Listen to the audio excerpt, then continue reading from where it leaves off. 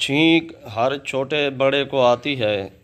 جب کسی کو چھینک آئے اور وہ الحمدللہ کہے تو فرشتے کہتے ہیں رب العالمین۔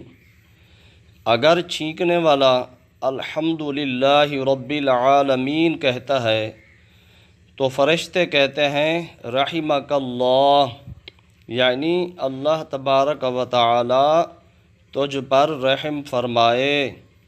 بہتر ہے کہ چھینکنے والا یوں کہے الحمدللہ رب العالمین یا الحمدللہ علی کل حال۔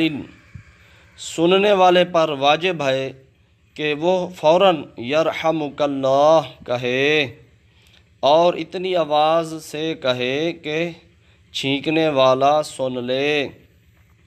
جواب سن کر چھینکنے والا کہے یغفر اللہ لنا ولکم، یعنی اللہ تبارک و تعالی ہماری اور تمہاری مغفرت فرمائے۔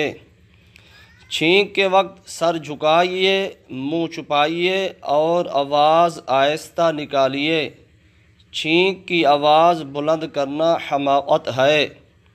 حضرت علی رضی اللہ تعالی عنہ فرماتے ہیں جو کوئی چھینک پر یہ کہے الحمدللہ رب العالمین علی کل حال اور اپنی زبان کو دانتوں اور داڑھوں پر پھیر لے، انشاءاللہ تعالی کبھی اسے داڑھ اور کان کا درد نہ ہوگا۔